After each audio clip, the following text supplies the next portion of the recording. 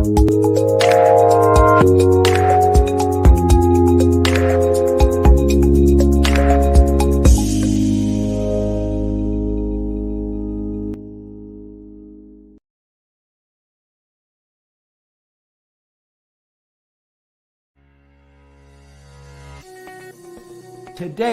can be the turning point in your life by making a simple decision.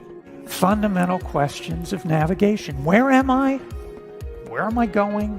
And how do I get there from here? I invite the leaders of our planet to ask themselves these three questions before they make any crucial decisions. But if you don't make decisions, you're going to stay right where you are. We are all map makers. We are in a time of transition. If we're going to change, we have to change the direction that we're going. Our planet needs leaders who know where they want to go. When we change the direction we're going, then we want to make sure we're going in the right direction. Leaders who can see the big picture. Because if we're not, we're going to either go backwards or we're going to stay where we are. Recognizing the psychological and the spiritual shifts and changes that need to be made, often from the inside to the outside. To be able to shape your future, you have to be willing and able to change your paradigm. Complex journeys require navigation. The path to the truth is one such journey. This is your GPS. Hairstyling services provided by J.D. Edwards Salon and Spa, Palmdale Shopping Plaza, Ladera Street. Accessories provided by Chevette Williamson Jewelry. Standout jewelry for standout women.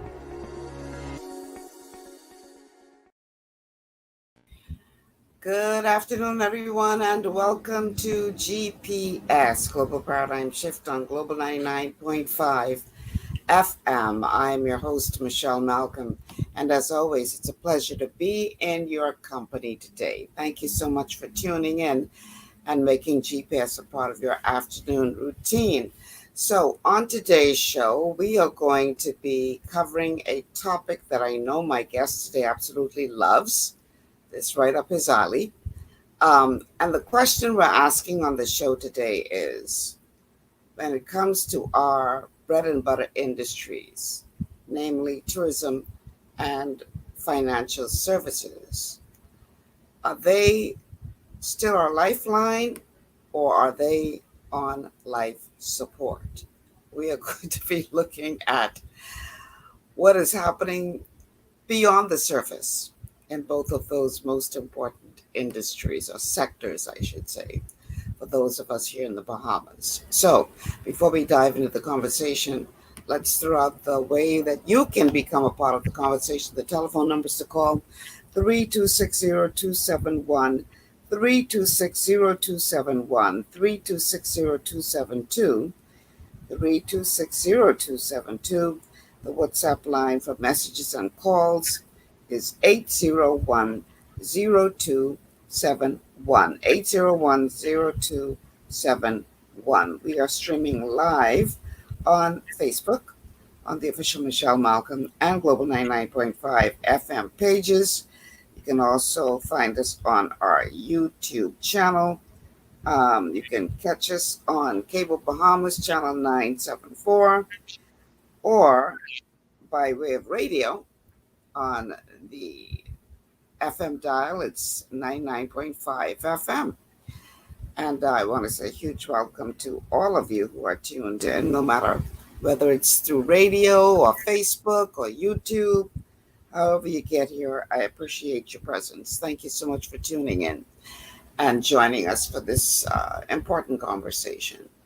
So let me bring my guest back into the studio. C. Alan Johnson is the guest today. And we're going to be talking about looking beyond the surface as it relates to our tourism and financial services sectors. Because depending on who you talk to, some people say we have reason to celebrate, especially with tourism and the increase in arrivals that we're seeing. Numbers look good, Seattle. Numbers look good. Yes, what they say, statistics, more statistics, bottom lies. Huh? Statistics, more statistics, and damn lies. Lord of mercy. Well, I could give you a chance to break this down because, people could say, man, see, Alan, you just ain't nothing but a pessimist because all these numbers that the Minister of Tourism putting out and they all look good and sound good. So where you coming with something else now? What's your problem? Why you can't ever see the good? Why you always got to be looking for the dark? Well, So, you know, so I met with a, you know something? I met with a group of investors yesterday who has interest in okay. Grand Bahama. Hmm. And they made a very important point concerning the various analysis that I've been submitting to them whenever they come into the island. One of the individuals says, was 28 years of investments. He'd never seen someone who took paid so much thorough attention to the quality of his analysis, the fact that it covered a SWOT, pastel, and other type environment.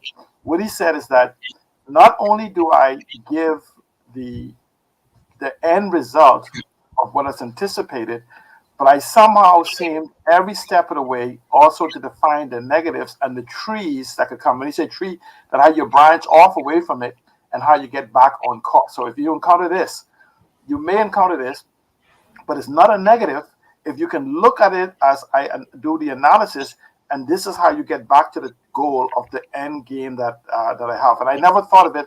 I never thought of it like that. And he's an attorney and a major investor. But the point is that we've been sold marketing as leadership, as direction of economic development, and we could go back just for the last 25 years and look at every single statement. I don't want to sound thing, but look at every single economic forum that we have.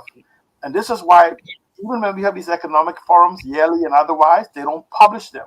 As good as social media is, because if you go back, you'll find they're probably 80% wrong. They're just they remind our people remind me of a blind man looking for the dime in the corner of a circle in a dark room that's painted black.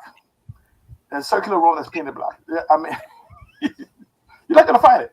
So what happens is, one thing when I speak, I want to bring truth. I'm a data analysis person.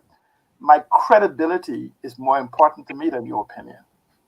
And so I say to people, judge me by my predictive analysis as opposed to your envy. I don't even call them enemies anymore. I call them envies of mine.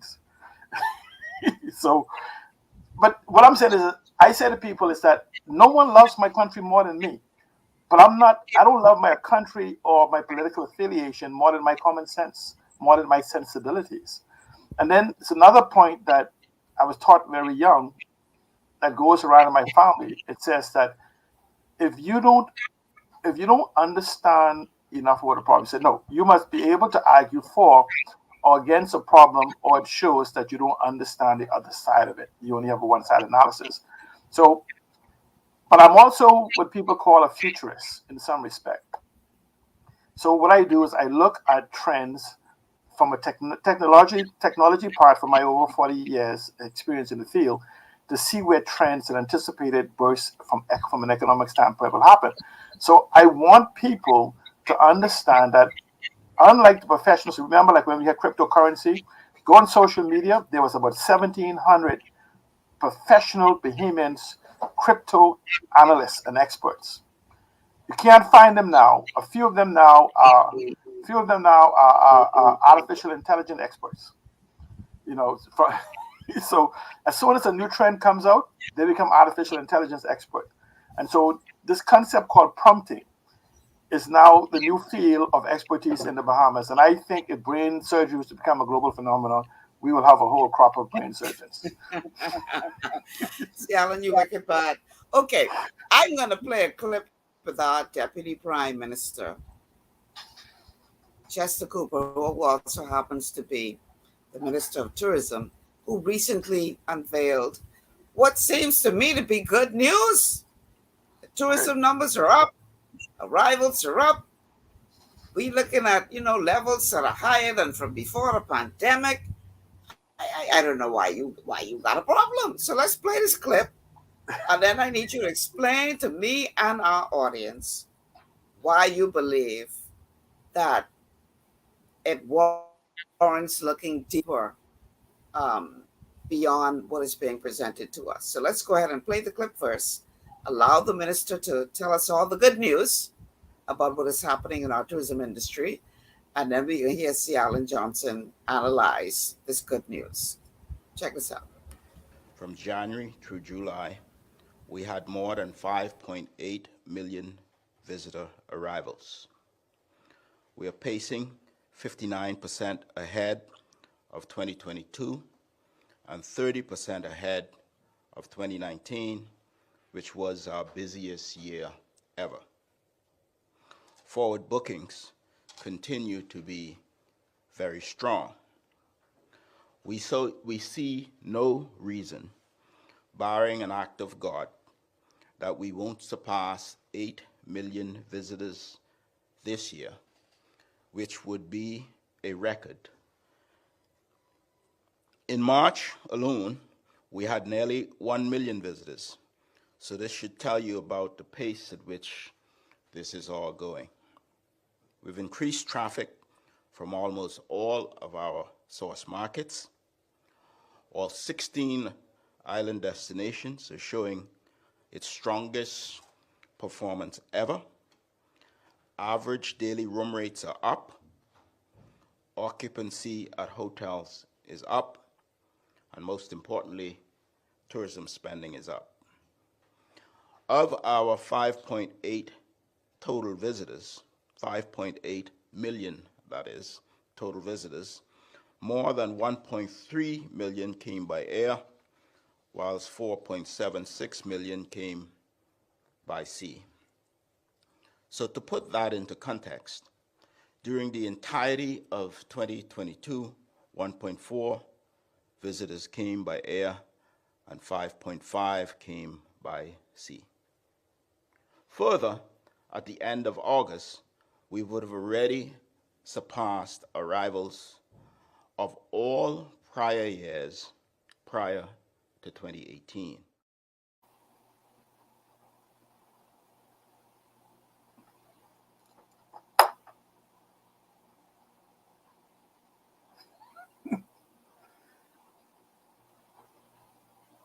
Good to me. Oh, I'm muted. Okay, that sounded really good to me. Really good. I mean, So, it is. What, huh? Okay. It says that there's some caveats to what he said, right? And this is why we don't give full statistics. We give linguistic, contortionistic statements. Let's look at the air arrivals. I like to hear about the air arrivals, but we have to combine what he said then to what he said on other places at the same time concerning the number of room. He says that room rates are up, right? But in other places, he says the availabilities of room is down. But I mean like the numbers, okay? So the occupancy could be up separate from the room rates, meaning that our prices have increased, whether inflation or otherwise, or demand for the rooms. But then look at, let's use an example. If you had 1,000 rooms at 80% occupancy, that means 800 of those rooms are occupied. But if you now go to drop to 900 rooms and claim 90% occupancy, it sounds very good between 80 and 90%. But technically, that's only 20 additional rooms that's occupied compared to the 80 to 90% because of the drop in rooms availability. This is the problem that when you don't give data and you read from a report, which is a extraction from data, and then say, our data says. Your data can say anything based on the question that you ask it and in the manner that you ask those questions. In a properly informed society, you would present the raw data and let individuals such like me that's into data analysis extract from that and let us sing your praises of your accomplishment. Let's talk about the sea arrivals.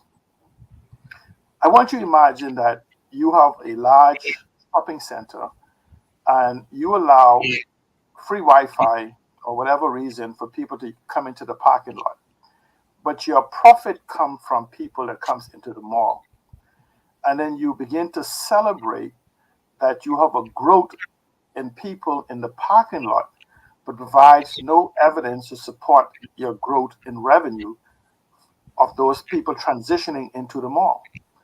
That is what is absent. We have been talking with these massive numbers, breaking record breaking. In fact, I'd put to you that when Carnival comes online in Grand Bahama, we're going to have instant $2 million, 2 million people jump in entering the Bahamas borders.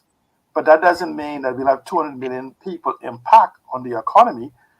How many of those individuals leave the cruise ship?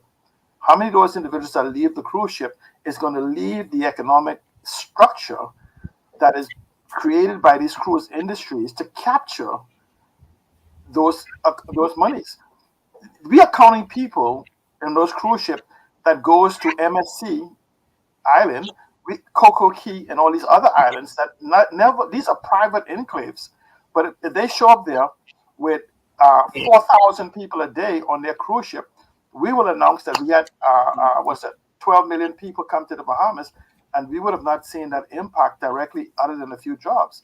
And this is where the distortion of our tourism numbers come from. And so we can't really do no economic planning in that respect. And so we have 1.3 million to 1.4 million, I guess that's true, for the whole of 2022. And so that means that we are not too far behind in achieving that. But the question then becomes, are those tourists spending longer time? Are they spending 1 week? Remember, the arrivals don't tell us the departures, which is a balance to say how long they stay. And that is where the impact is measured concerning their stay and their spend. We don't have these information or these type of conversations.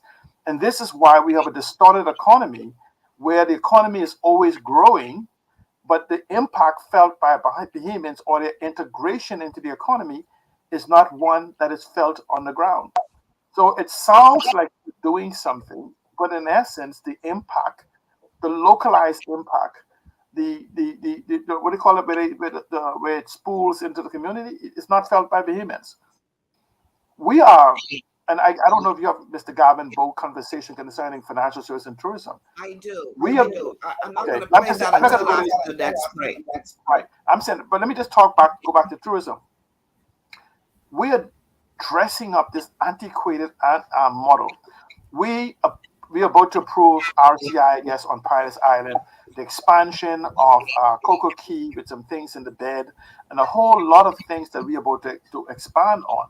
Those are not direct impact on the economy other than the individuals that's already working there.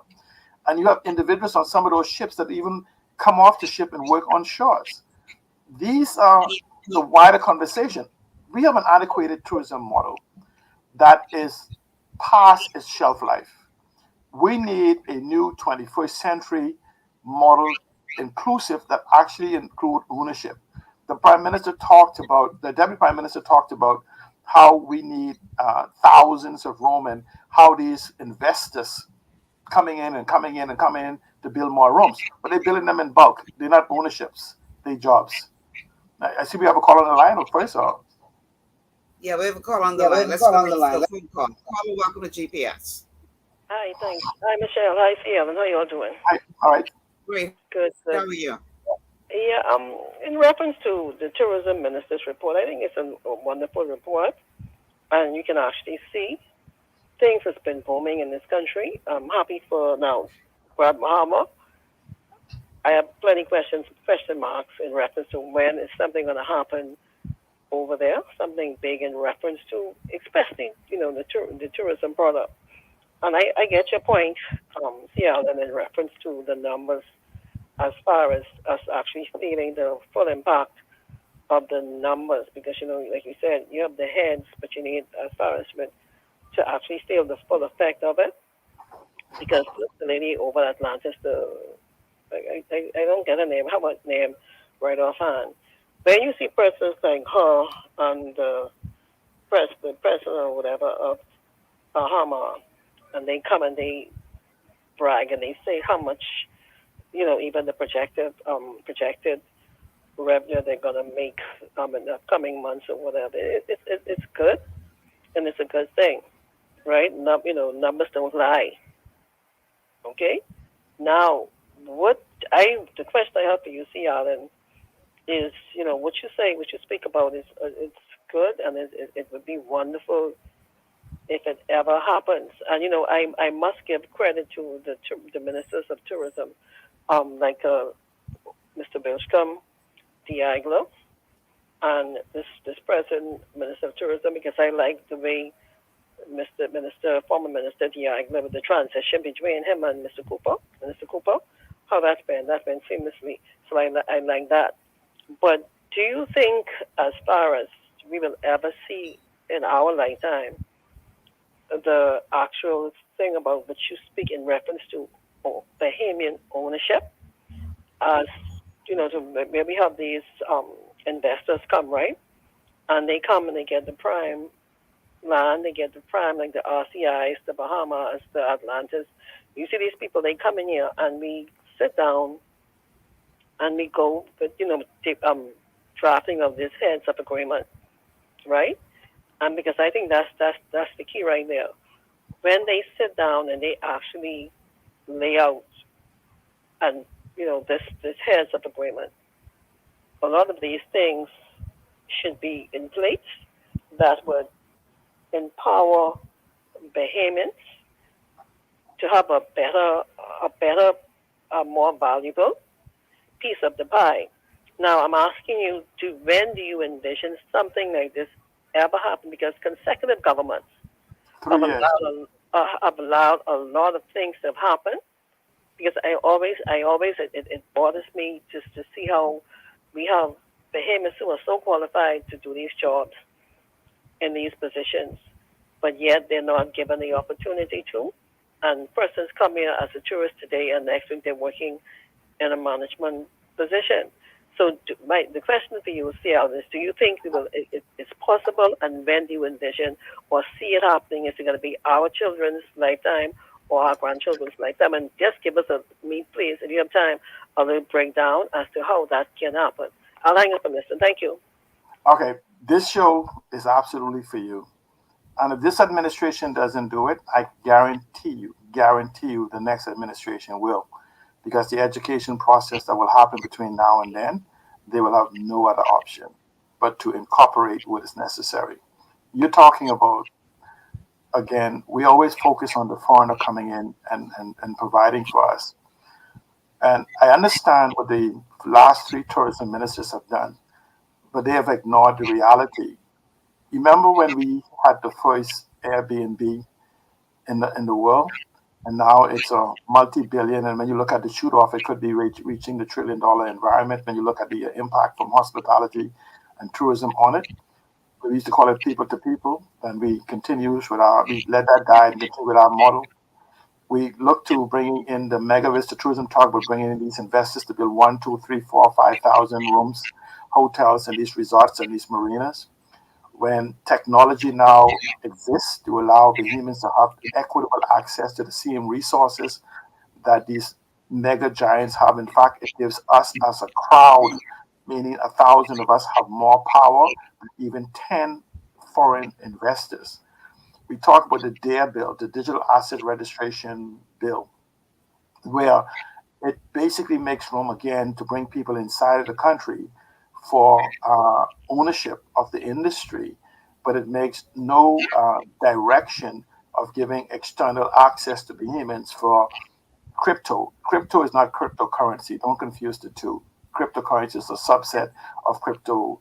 Cryptocurrency is a subset of crypto, from tokenization and other digitization of assets, to where Bahamians have access to the global market. There's very few of us, and this is why I say it will happen in the next 3 to 5 years, that because individuals like me, now that it's become mainstream, even though we've been talking about it for a decade, will make sure Bahamians understand that there is nothing but an illusionary barrier to you having access to the global market. And what I mean by that, if the government of the Bahamas does not make allocations for you from a legislative standpoint, legislation, policy, procedures, process, and programs, then you may have to digitally make yourself a foreigner, locate in a jurisdiction that allows you to do it. You could do it in the state of Florida for about $300, and then come back home as a foreigner,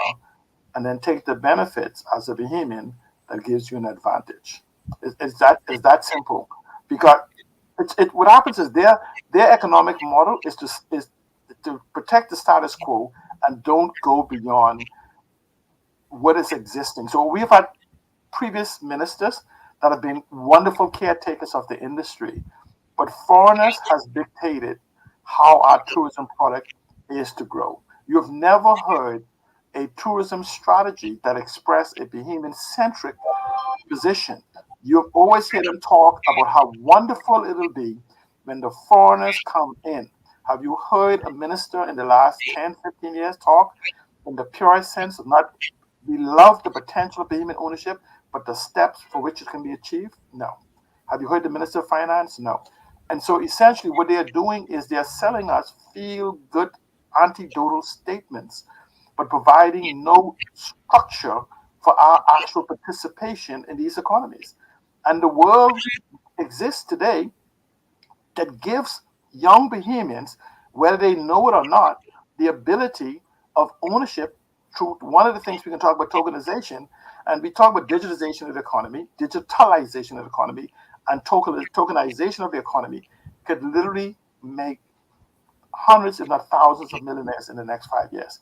And I'm saying is that here's what I'm saying when I say within 3 to 5 years. I don't want us to go down that road just yet, because we're over time for a break. So we definitely will discuss tokenization more later in the show.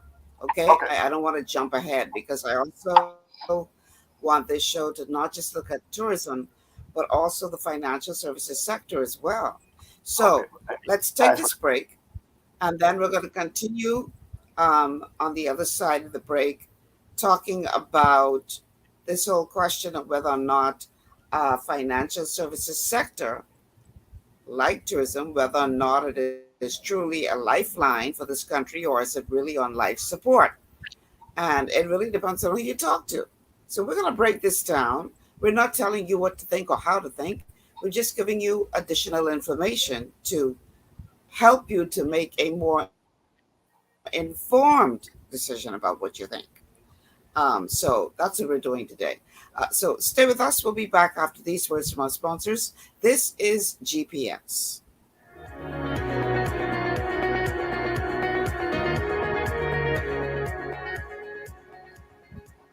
Global Paradigm Shift will return after this. Understanding your microbiome, also known as your gut ecosystem, can change everything you thought you knew about nutrition, digestion, immunity, and metabolism. Keeping your gut ecosystem healthy and balanced is essential. Ultimate Microbiome by Longevity was specifically formulated to optimize this ecosystem. It provides the advanced support your gut needs through prebiotic, probiotic, and postbiotic supplementation. Our unique blend of probiotics includes Lactobacillus and Plantarum, healthy bacteria that can help prevent harmful bacteria from taking over your gut.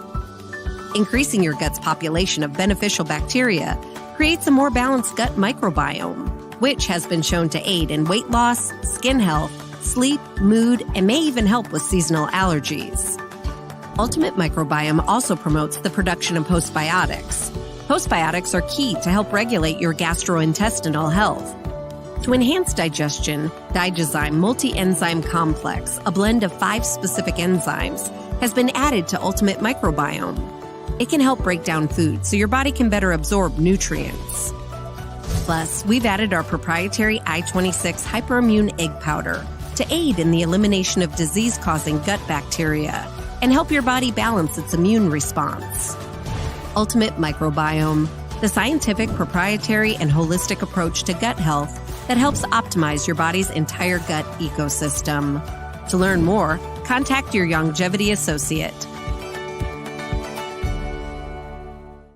Welcome to Sunshine Auto, the hardest place on the planet for a live, paint, and tires. We are your auto Auto Superstore for rims, Lexani, Azaras, Trueform, Weston, Lux, Fuel, Trackline, Tough, Rough Racing, Velocity, Mud, All-Terrain, and low-profile tires, cars, homes, and commercial window tinting. At Sunshine Auto, we put God first and customer is king. To stay healthy, it's crucial to make sure you get the nutrition you need every day. But it's difficult to get all your recommended vitamins and minerals from food alone. Even in the United States, 94% of people are deficient in at least one nutrient. Beyond Tangy Tangerine 2.0 by Longevity is a simple, convenient, and affordable way to help your body get the essential nutrients it needs. It's an advanced plant-driven multivitamin mineral complex that contains certified organic whole foods, trace minerals, and antioxidants. BTT 2.0 supports your body's natural defense system with a proprietary blend of energy-boosting and body-loving nutrients, plus prebiotics, probiotics, amino acids, and enzymes that support digestion. With an unusually high ORAC score of 8,000, you get even more antioxidants to help combat free radicals that can cause damage to your cells. But to get the most benefit and value from any multivitamin, your body must be able to break down the nutrients so you can fully absorb them. Otherwise, they'll just pass through your system without doing any good. Beyond Tangy Tangerine 2.0 was specially formulated with synergizing cofactors to ensure you get maximum nutrient absorption. Beyond Tangy Tangerine 2.0 is the easiest way to give your body the balance and complete daily vitamin mineral supplement it needs for optimal support of your overall health. To learn more, contact your Longevity associate. This portion of GPS is brought to you by Tiki Bikini Hut at Junkanoo Beach. Great food, cool tropical drinks, and family fun in the sun.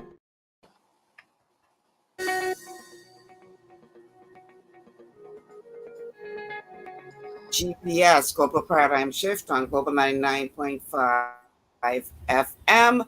Michelle Malcolm in your company, along with my guest, C. Alan Johnson. We're talking today about Lifeline or life support. Looking at two of the bread and butter sectors in our country, namely tourism and financial services sector. And we're asking the question, are they doing really, really well, as some would have you believe, or is that just a facade? Do we need to be concerned? So before we get Alan back into the conversation, I want to give you some numbers that you can join in.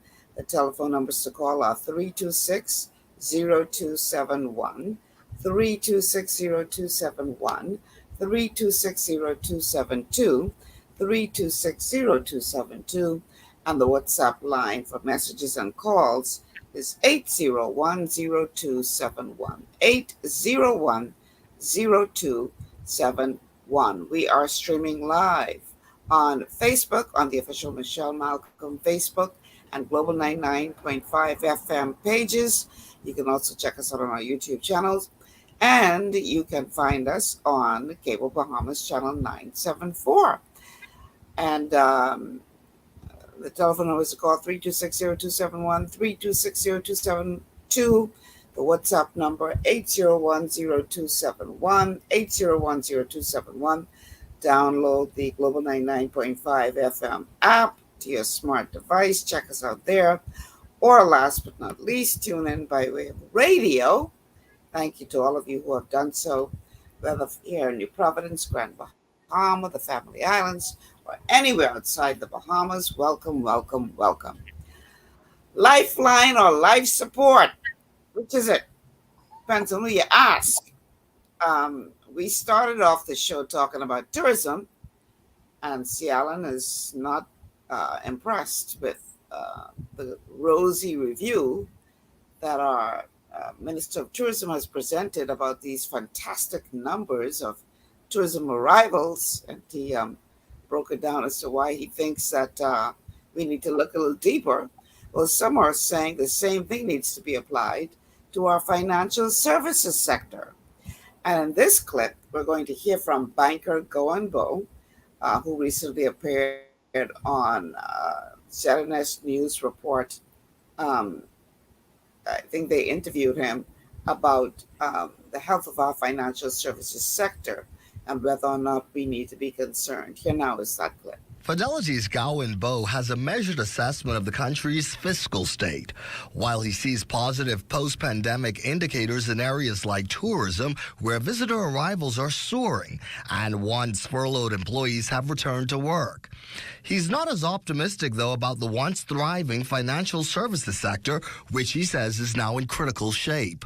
With jobs in that industry disappearing at an alarming rate, he worries that so too will the country's middle class. We have one of two choices. Either we look at revolutionizing the financial services sector in order to maintain the level of employment, or we identify an alternate sector that can contribute towards that middle income, upper income earning capacity. And while the government touts a dip in unemployment to the lowest rate it says in 15 years, Bowe says even these statistics must be carefully considered as well.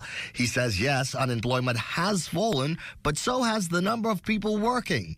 But a healthy dose of optimism, he says, isn't a bad thing either. It is a science of, or an art of sentiment, that if we have people feeling positive, they behave positively, and it has a positive impact.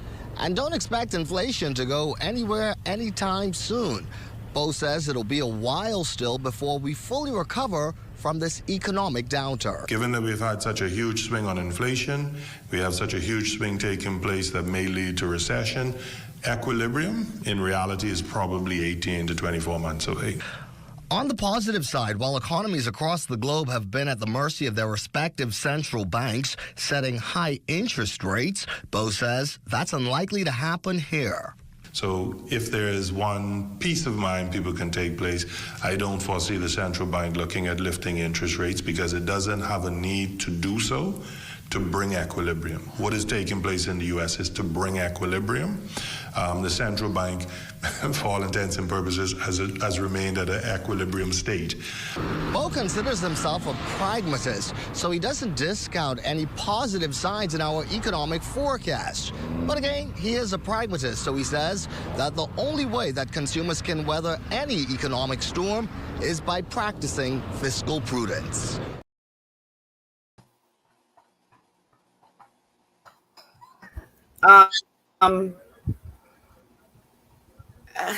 Gowan is trying to sound an alarm. He believes, based on what I just heard in that clip, that our financial services sector is not the lifeline it once was, but now is on life support.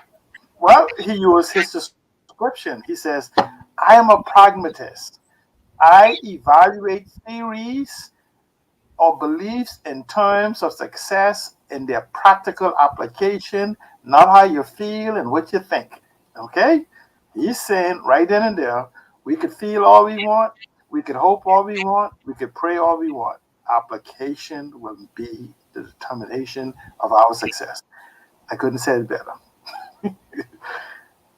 He said that, and I agree with him, that financial service and banking in the Bahamas is dead, except in the minds of those who have been imposed with the previous belief system.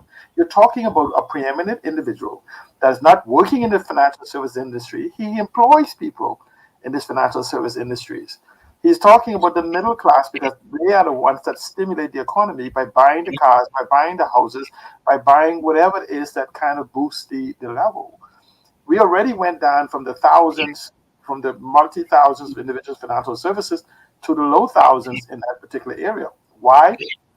Because we have not allowed the humans to be integrated as owners in the financial services, except in a limited context of working within the walls to confine the pen.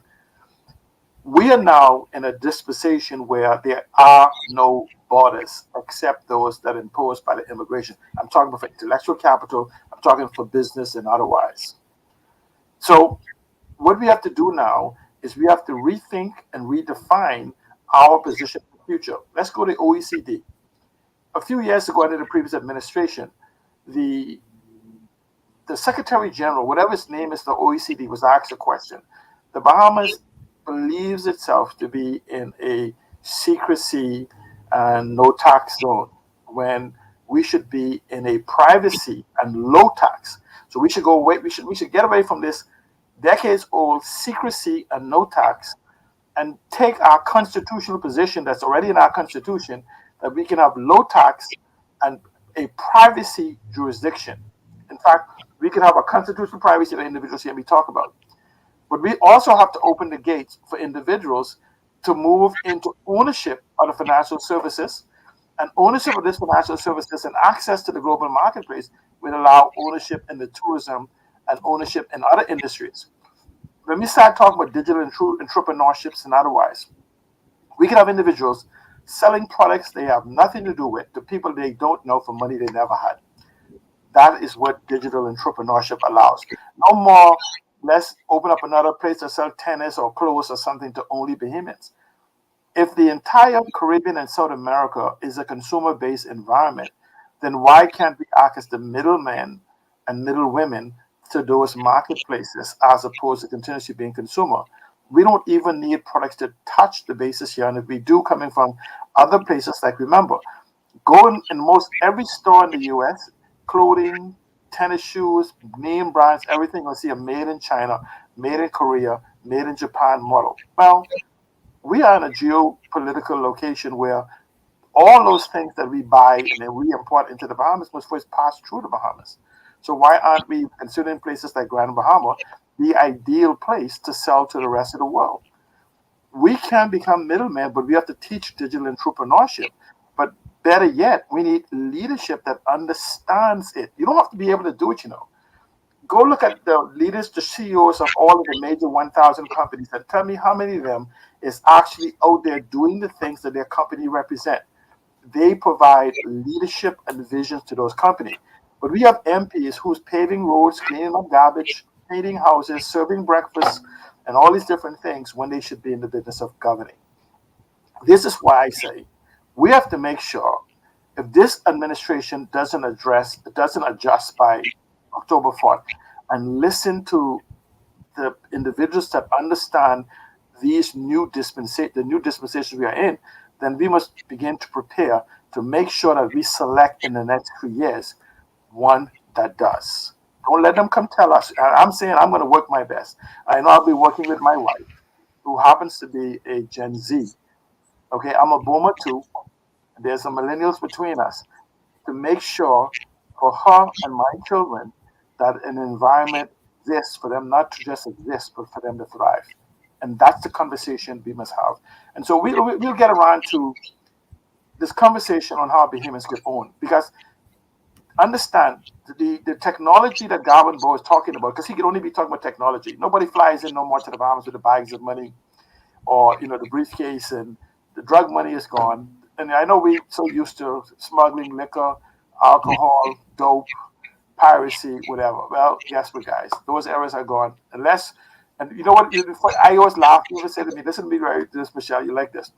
I says, all of those things are now done digitally, and the Bahamas is ill prepared to enter that market. Piracy is digital. All of those things are what? Say that again. All those things are now digital. And we're not prepared to be pirates anymore or to be bikers anymore. So, even the drugs are sold on the black market on the internet, and so we're so used to doing things in the physical world that we've been left behind. So this is the time for us to adjust. But there's some legitimate means for us to get financing. We're going to come to tokenization maybe by our next break, but there is so much opportunities that if we were to actually embrace who we are and who I and others have told you for decades, we could outshine Singapore, Norway, Estonia, and all those other places. We could have exponential growth. And I know this is the subject. This is the scary part. We could have 600,000 Bahamians and 10 million foreigners living amongst us and not be threatened. Our immigration policy, let me just make this point, is extremely garbage juice. Not garbage, it's garbage juice. That stuff to drain out of the truck behind your yard and smell for days afterward. Because we have no policy. For instance, individuals can come here from Japan or China by the thousands, and we have no limits on the amount of them. They can come from the south by the thousands. We have no limits to say we will only approve a certain amount of people from any particular country or region per year, and those individuals must have particular skill sets that is needed for the growth and the development of this country. No, we are selling citizenship. And no, I don't care how you dress it up, we're selling citizenship. And so until we have the conversation, the new immigration minister come with a real conversation and don't give us linguistic contortionistic conversation, we will find ourselves in the worst conditions because we are bringing in dependence on an economic system that is not growing. Look at this. I think in another interview, Mr. Bo said, we have the lowest employment rate in the Bahamas, but we have the lowest number of people employed at the same time compared. So the question then becomes, where's these 30 or 40,000 people? Because again, you have statistics, more statistics than damn lies. Those statistic number of unemployment does not count disenfranchised workers. They don't count the thousands of people in Grand Bahama who don't even look because there's no jobs within their skill set. So because you have not looked for a job in the last 3 or 6 months, whatever the numbers is, you are no longer considered unemployed. But you sitting at home, you know you are unemployed. But statistics says we don't count you because you're not out there pounding for a payment for looking for what doesn't exist. And this is again what I said to you, we have to be honest in our conversation if we're going to move to a 21st century development. Let's be honest and open in the numbers so people can understand the reality of where we are and where we want to be. And I hope we come to Grand Bahama because, again, there will be no economic recovery, reboot, redevelopment of this economy unless Grand Bahama plays a front and central role in it. And we have the Grand Bahama Port Authority and the government in a pissing match, but we're not having a conversation concerning or with the people. And I'm hoping the voice out the gate, and I already kind of know that the government of the Bahamas is kind of spoofed about talking with the people. So if I was the Port Authority, I would tell them to be the voice out of the gate and engage the people and have a conversation because the complete intelligentsia needed for the development of Freeport. I'm talking to the Port Authority about Freeport, not Grand Bahama. It's not your responsibility. Talk to us about what's now, what's new, and what can be next. And I'm saying to the government of the Bahamas. I want to touch on something you said.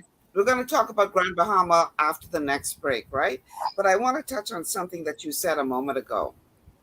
You were talking about how, if it's done right, that we could actually be, in terms of population, outnumbered, but still be very happy based on who we're being outnumbered by. I want to go deeper into that for a moment.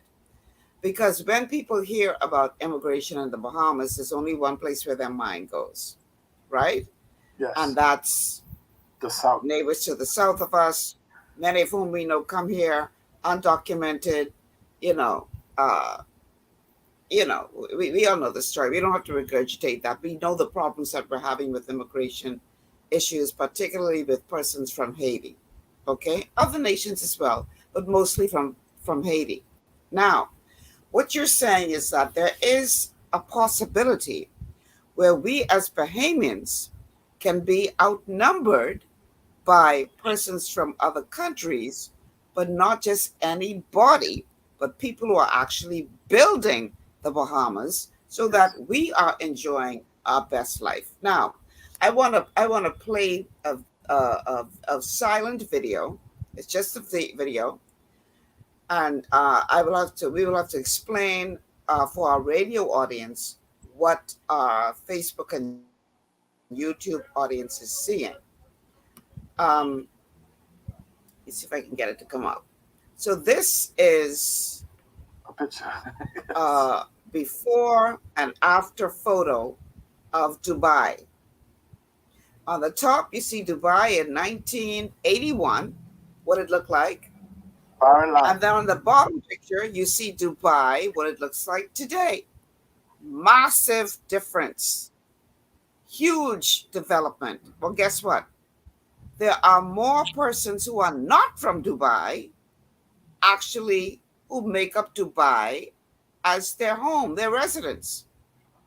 But what they did was they were very strategic in who they allowed to call Dubai home. They didn't just open the floodgates and say, we need more people, we need more people, we need more people without a plan. They clearly had a very specific plan as to the types of people they needed, the skill sets of the people that they needed to develop Dubai into what we see it is today. Yes. And so this is what you're talking about, Seattle, when you're talking about being outnumbered, but being happy with it because of the level of development and advancement that will bring to the Bahamas. Break that down to more. Yeah, but let me just quickly do this quick so we can go to the break. Here's what happens if you go to Singapore, like we like to use. Singapore has about 6 million people, I think, but 2 million is citizens, 4 million is foreigners. What it is, there's an immigration policy that protects the sovereignty of the country as to the strict requirements for becoming citizens.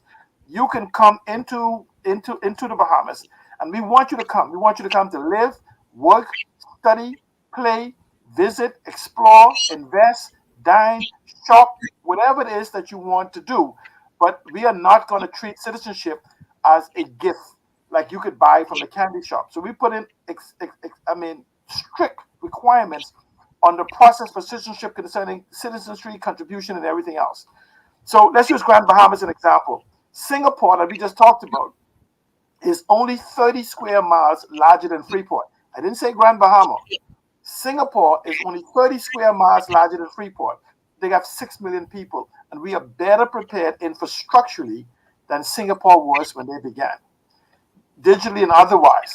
So I'm saying that in Grand Bahama alone, with a proper immigration policy, a proper vision for the country to which Freeport can be integrated, in fact, Grand Bahama as a whole, we can grow the critical mass of consumerism in this country for Bahamians to own apartments and apartment villas, to own businesses, to own the major industries in the country as we grow. Because these things are not going to happen overnight.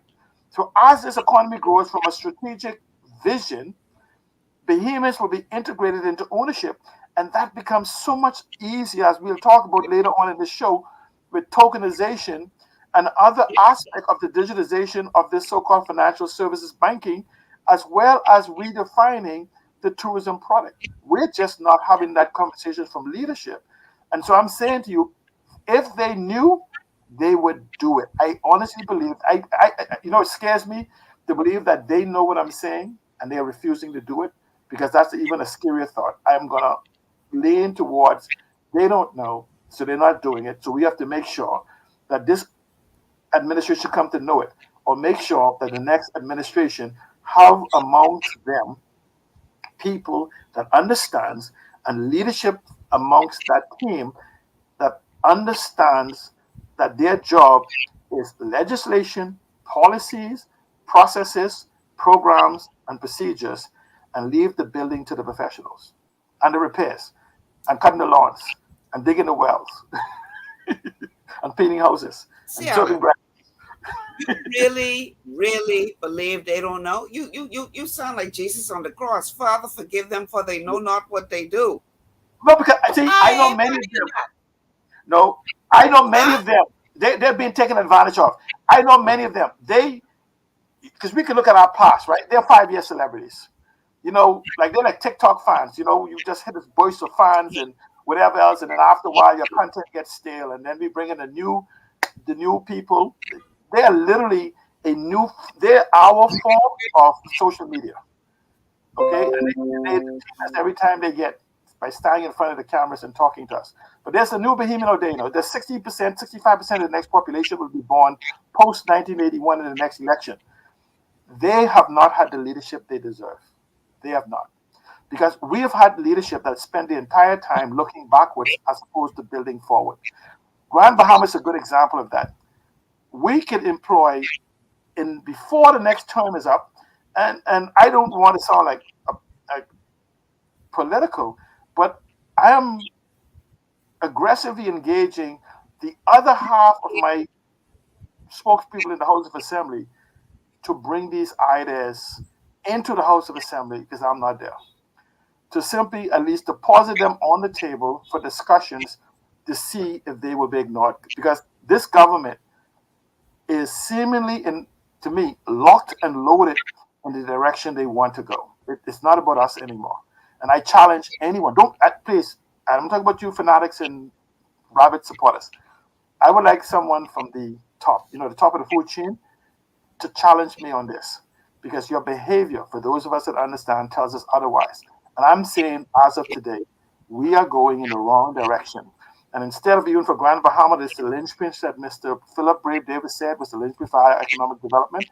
Instead of throwing us sound bites, come and engage those of us who have studied this economy for 20 plus years, know what the possible models are, and have even challenged you in your previous incarnation of another 2 cabinets going backwards, when you was trying something else that we told you would fail, and it did. And now we're doing something else that we're saying to you is being executed improperly, and it is, and it will fail. And let me explain something. Instead of being negative, I'm screaming because I'm on this damn boat. And these people are digging, like poking holes in the boat. I'm saying, please, don't do that. There's other means for this boat to move. And with a pickaxe, there is some paddles. I'm saying, and the intelligentsia, not just in the Bahamas. I believe the thousands of individuals that has parked themselves offshore. Bahamians haven't left, Go anywhere in the world and you'll see a Bahamian and you'll be craving home. They have been forced to park themselves offshore. And I believe if we create the environment, and Grand Bahama is it, they will come home in droves. And it only we don't require the politicians to do it. We require legislation. There's about 30 laws that needs to be created or updated for a 21st century the Bahamas. And we just need to create the environment for them to come home and thrive, as opposed to being competed against in a foreign country. And I'm saying, I challenge the leadership. Let's have these type of conversations, not in your isolation. And I challenge the media. Stop going to the same people you asked for the last 20 years, what do they think? I want you to start asking them, what do you know? Wow. All righty then. We are going to take a break. We're at the halfway mark. On the other side of the break, we're going to take a closer look at Grand Bahama. You all know Cialan been singing this Grand Bahama song for a little while now. But I do believe it warrants a closer look, because, as he often says, it's prime, ready to be the catalyst that can take the Bahamas into the future. And trust me, we need to find a way to go there, because the rest of the world ain't sitting back waiting for us. And if we don't find ourselves moving in at least close proximity to where the rest of the world is going as it relates to technology and advancing one society, we can wake up one day and we'll be so far behind we wouldn't even be able to see them in the distance. And there may be a handful of Bahamians who will have options, and could jump on a plane and pack up the Georgie bundle and enjoy life elsewhere. But the majority of Bahamians ain't got a place else to go. This is it. So we have to find a way to make sure that we at least keep the race close. Even if you don't win the race, at least stay close enough. For a second but or if third. we allow these people to lap us 3 and 4 and 5 times, dog eat our lunch and dinner and breakfast the next day. This is not a good thing. So we're going to take a break. When we come back, we're going to hear from Cialan yet again about why we are missing an opportunity as it relates to the role that Grand Bahama should be playing in this new Bahamas. Stay with us. We'll be back after these words from our sponsors. This is GPS.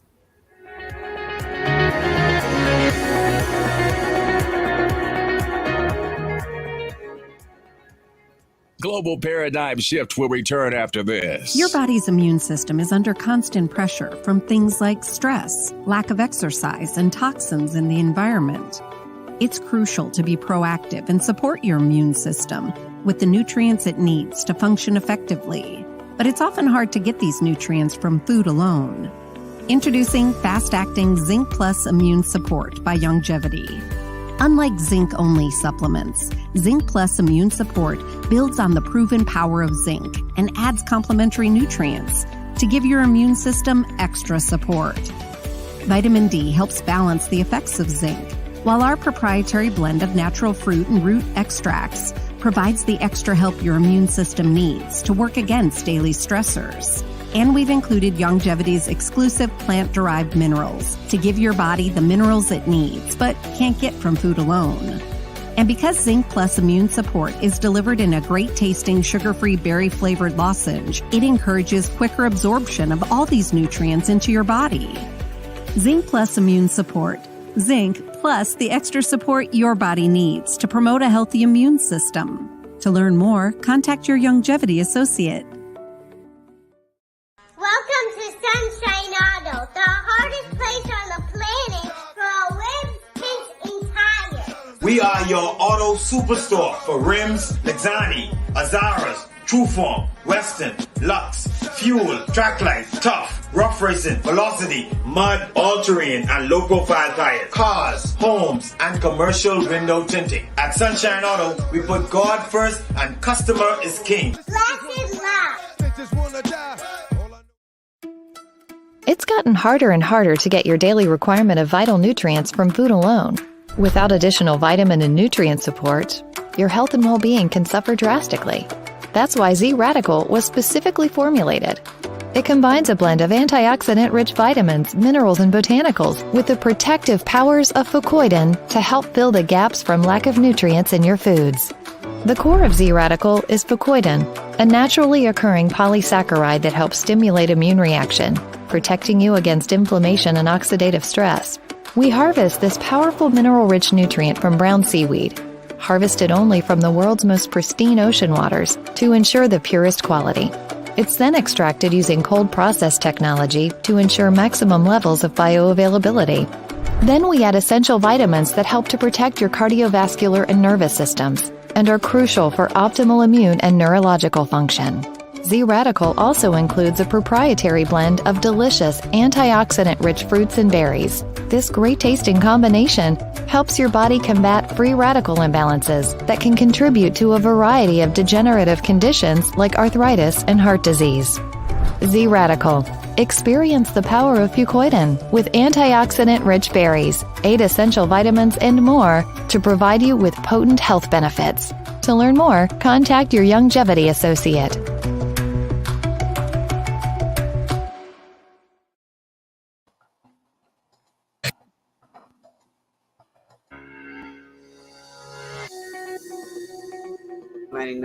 .5 FM. Michelle Malcolm here with my guest, C. Alan Johnson. We're talking Lifeline or life support. Which is it when it comes to our tourism and financial services sectors? Do we need to be concerned about these traditional bread and butter sectors as to the health of both of them? And, if you listen to our politicians, they'll say all is well. But others are saying not so much. So how do you get to be a part of this conversation? Well, that's simple enough. The telephone numbers to call are 3260271, 3260271, 3260272, 3260272, and the WhatsApp line for messages and calls is 801-0271. 801-0271. We are streaming live on Facebook on the official Michelle Malcolm and Global 99.5 FM pages, also streaming live on our YouTube channel. And you can find us on Cable Bahamas Channel 974. You can also download the Global 99.5 FM app to your smart device and check us out there. And of course, you huge welcome to all of you who are tuned in by way of radio. Welcome, welcome, welcome to the show. And thank you so much for tuning in, whether it's from within the Commonwealth of the Bahamas or outside of the country. A huge welcome and thank you for being a part of the show. So I'm a huge track and field fan.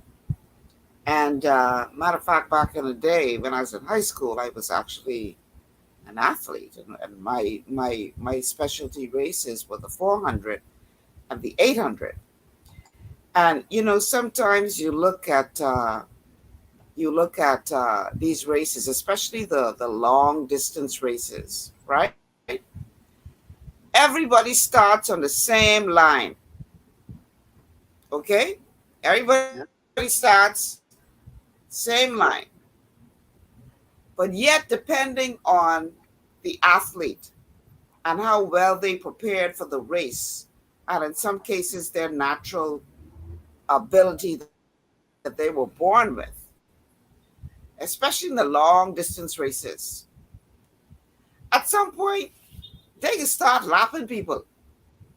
Those of you who are not familiar with sports terminology, when you get lapped, that means that all y'all start the race at the same time, same line, but other people were so much better and so much faster that they get all the way around the track, catch you up, and pass you while you struggling. They don't pass you sometimes 1 lap, 2 lap, you get lapped. And the question is, were you in the wrong race? Did you not know you was going to have to run this distance? Or ill prepared. Did you simply not prepare to run the distance? Or are you just not even supposed to be on the track? Because how it is that y'all all start on the same line, but they lapping you 2 and 3 times. I dare say that perhaps you shouldn't even be in that race. Now, what does that have to do with what we're talking about today? See, Alan, I would like to say we're in danger of getting lapped, but I think we don't get lapped a couple times. Yes, but here's the thing. And the question is, yeah, go ahead. I want to use the cruise ship like we like to use, right? The cruise ship has a top speed, and even though we were parked in the harbor, because we are small, agile boat with some powerful engines, we could make up ground and get to the destination before that bigger ships do. And that's what gives us the advantage. The problem is it requires us to do the first thing. You know what it is? To get in the boat and head in that direction. What is it? Say it again. We need to get in the boat and head in the direction we want to go. We could talk about all the logistics about what we could have, should have, might have done. And I'm saying from this point on, we need to simply just do it. Do the Nike slogan. Just do it. No more talking.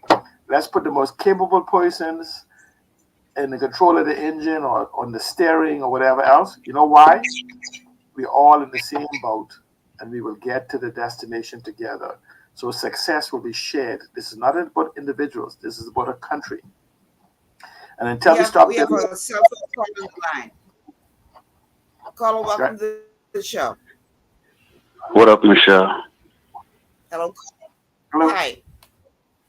And your guest? Hi, how you doing? Everything blessed.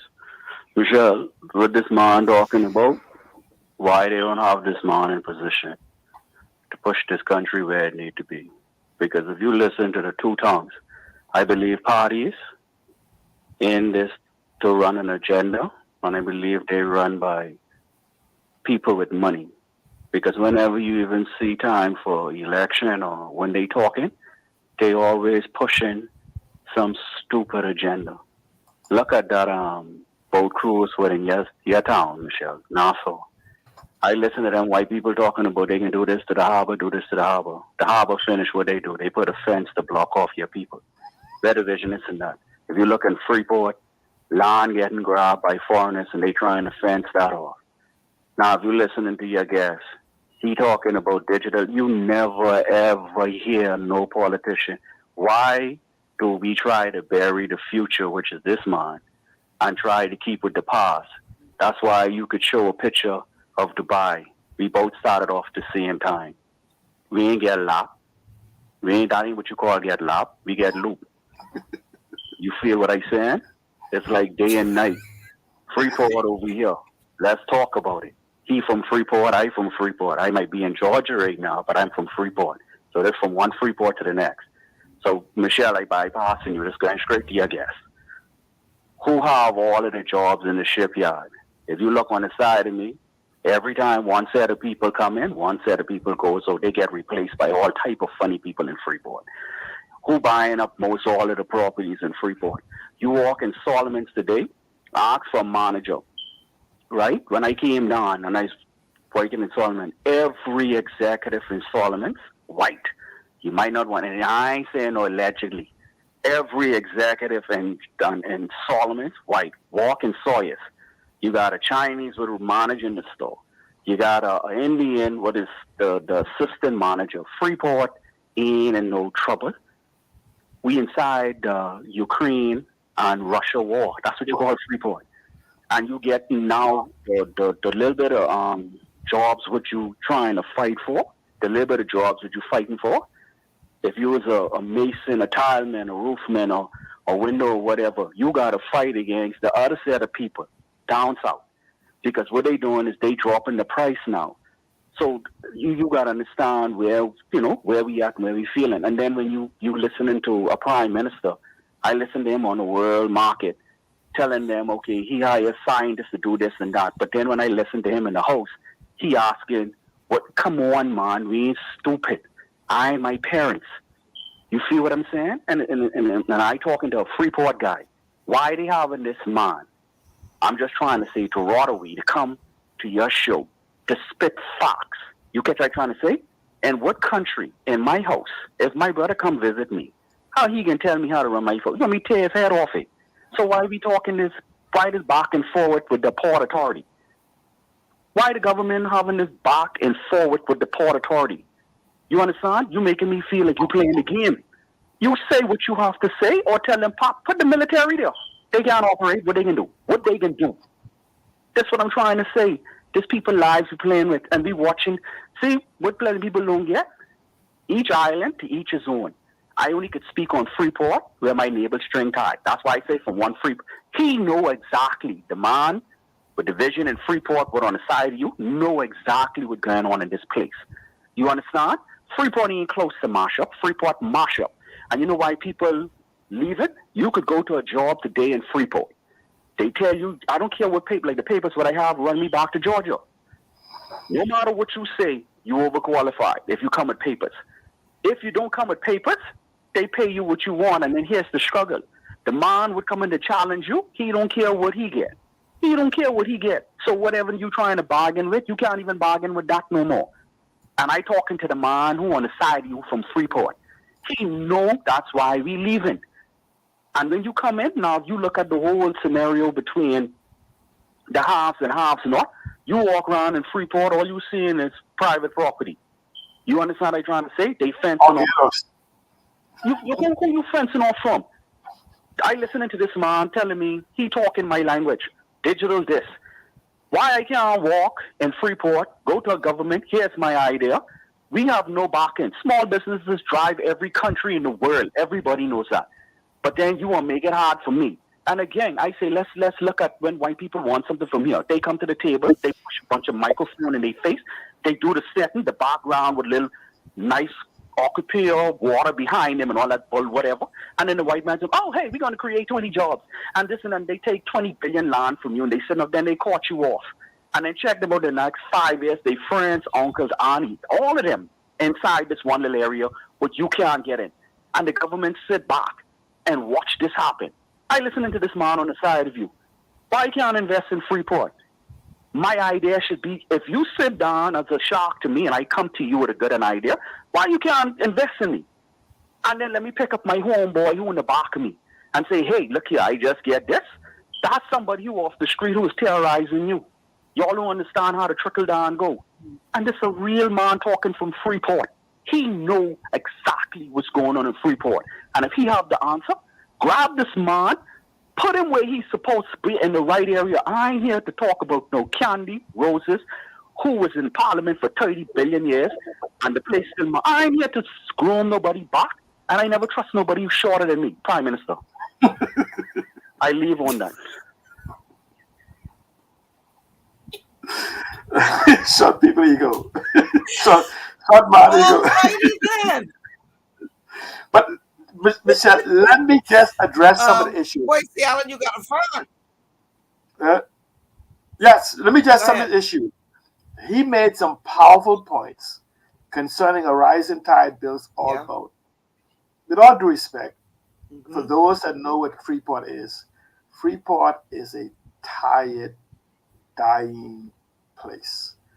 But the thing about it is, Freeport is more so being killed by ineffective policies, legislation, grab back of power, etc. I want people to understand the Hawksbill Creek Agreement was the 5th free trade zone in the world, but it was the most comprehensive at its time, and still today is the standard for the couple thousand that exist today. Freeport Hawksbill Creek Agreement is that standard. No one seemingly for the last 25 years at least has known it. I would put that even before then, we began in a coast position. Let me just give you the reality of Freeport. Freeport was so advanced built that in the 50 or 60 years, the roads have not been done. I hear Mr. Minister Mitchell referring to this. How many times you guys have paved the road in the last decade? Okay, that's how advanced it was built. The infrastructure was put in place. When I hear people talk about developing other islands, you have to go spend decades preparing for the infrastructure that's already in place for Freeport, just simply need upgrading. We have had buildings and things. Freeport is a decay. We have to voice. It says this: you can't manage what you cannot measure, and you cannot measure what you refuse to acknowledge or unaware of.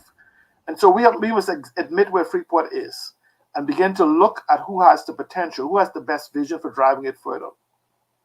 When he talk about building, about the foreigners coming in, why is it? Because we have no vision. And I'll put in, there is no vision. I'm talking about in the Port Authority. You could displace the owners, because understand the owners hired people. And if they are the ones who hired the people, then maybe it's time for them to replace the people. There is no vision in the Port Authority, and I've not heard any expressed in the last 20 years of me being home. I have not. And I challenge them to publish whatever vision or replay or post to their page. I could say the same thing for government. There is no vision for Grand Bahama. What you have is a power grab, manipulation, and promises and whatever being done. That does not remove the value of Freeport. It does not negate the potential then or the potential now. What we are missing in the country and in Freeport, which represents Grand Bahama whole, is leadership with vision. So when you start talking about this vision, why is it that we have this company, 25 years of being in the Bahamas, and we don't have a strategy, a plan for skill set development, for even putting up scaffolding, which some of these individuals do, so that you could actually set an immigration policy that does not allow individuals to come into the country when you could have verified skill sets in the exact same discipline. There is no such thing as being overqualified.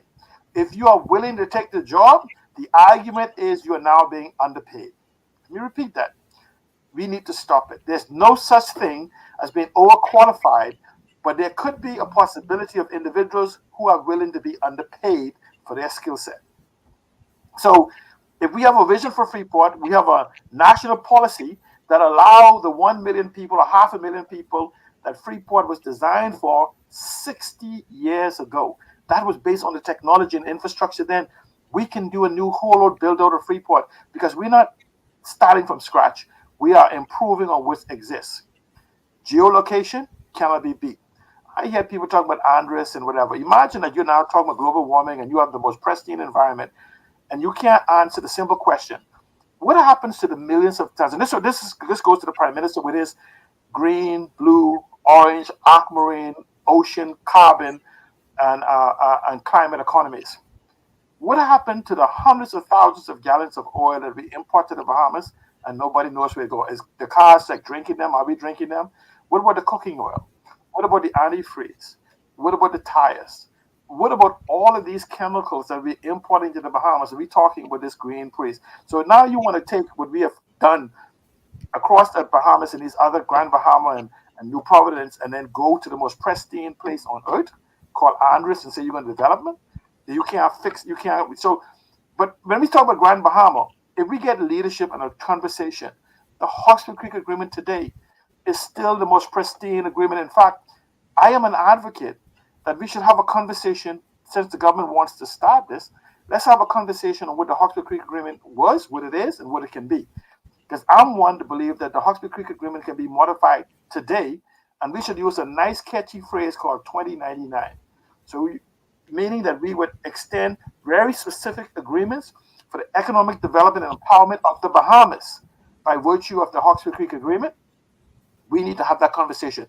When they talk about taking away from the Port Authority, we already gave ownership. The Port Authority own what, 250 square miles or what? I don't know what the figures are. They own this. The Constitution protects the owners of the Port Authority from expiration or whatever they call legal word is, of taking their assets without equitable compensation. Our government is already going down a very tricky road that scares me. I support what they're saying in principle, but the actions for being unaware scares me because the liability that could happen from a mistake and misstep in this could be devastating to our treasury. And we're not having that conversation. We're not having about the pros and the cons and this or that. And we have what we have in the Freeport and around the Bahamas is midgets with megaphones that's just drowning out the intelligent conversation as to what we need as a country for economic development. But we seem as a people to thrive on theatrics, where we go every 5 years, take out these clowns and bring in the new clowns because the circus must continue. But we must adjust. And I repeat, there will be, let me repeat what Prime Minister Perry Gladstone Christie, Prime Minister Hubert Ingram, Prime Minister Hubert Minnis, and Mr. Prime Minister Davis said going back to 2002. There will be no economic development without Grand Bahama playing front and center. So my question then is, where's the vision for Grand Bahama? Let me one more point. The Port Authority. Wait, we got a caller on the line. We got a caller on the line. I don't want to lose the caller. Caller, welcome to GPS. And then dial your operator. I'm sorry. I apologize, caller. Call right back. Just let me say this. The Port Authority is subject to the government legislation, policy, procedures, processes, whatever of the country. If the government of the Bahamas was to lay out a clear vision supported by a policy, of course, that would require intelligent, honest, open conversation with the individuals who's involved. First of all, let's take for the Port Authority. The Port Authority is not some not agreement between government and the owners of the Port Authority. The Port Authority is a trust. That means the Hawksbill Creek Agreement is a trust between the Grand Bahama Port Authority, the licensees, and I put in there quasi-licensees, landowners of Freeport, and the citizens of the entire Bahamas. Let me now add to that.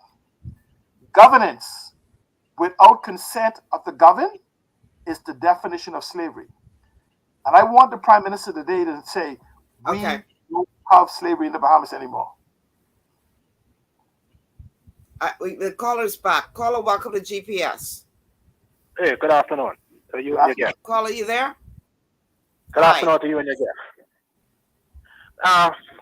Your last caller. Good afternoon. Your last caller, the one from Georgia, from Grand Bahama, I think that boy deserved the Nobel Peace Prize for his contribution today. I think he was 100% on point.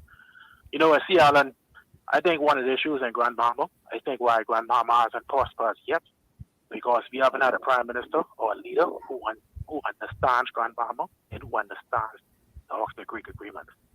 You know, let's look at it this way. The digital infrastructure this side of the world runs through Grand Bahama.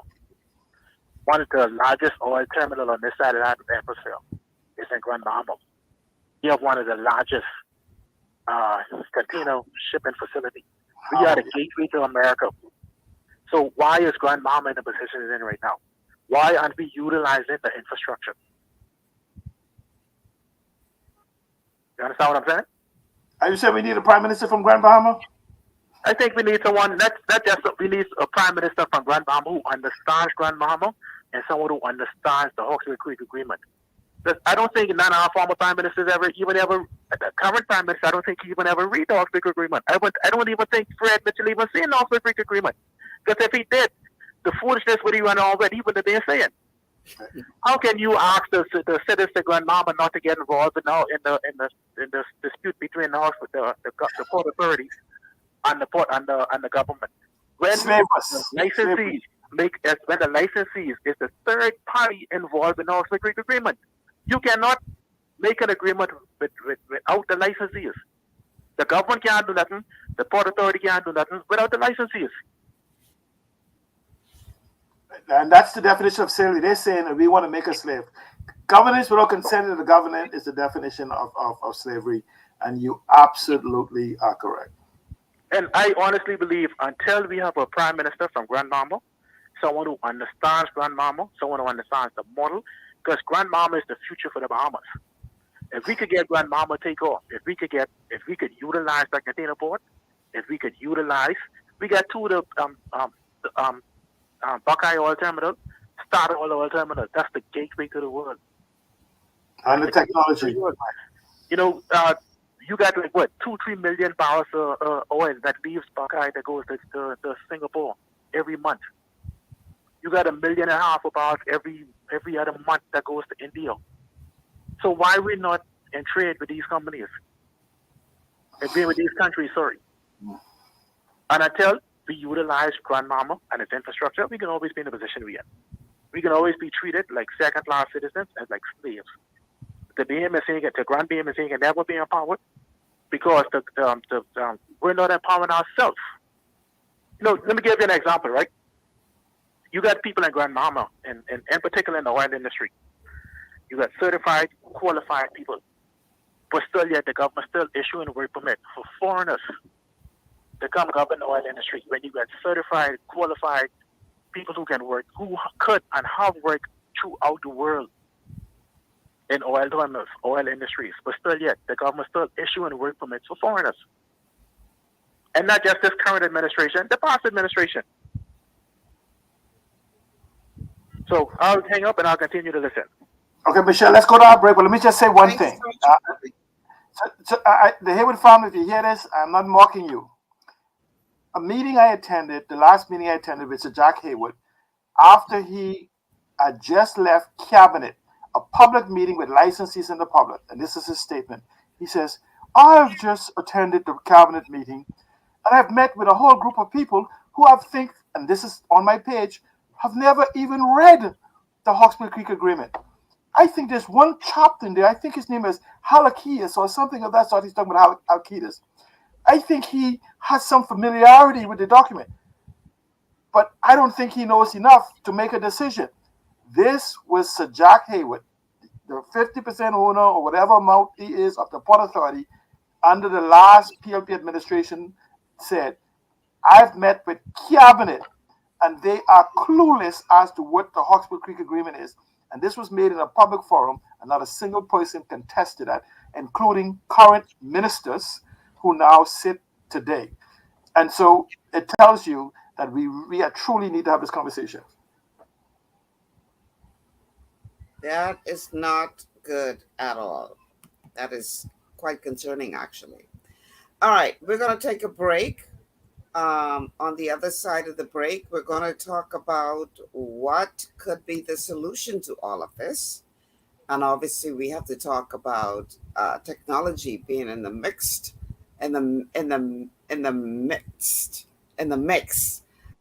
as it relates to the solution for how do we ensure that we are not on a life support device, but that we truly have an economy that serves as the lifeline for our people, embracing the future, which is actually the present. It's not coming, it's already here. But we are in danger of being so far left behind that if we don't wake up now and start making some moves towards getting into this race, we're going to find ourselves out of the race altogether. And that is really not an option. So stay with us. We'll be back after these words from our sponsors. This is GPS.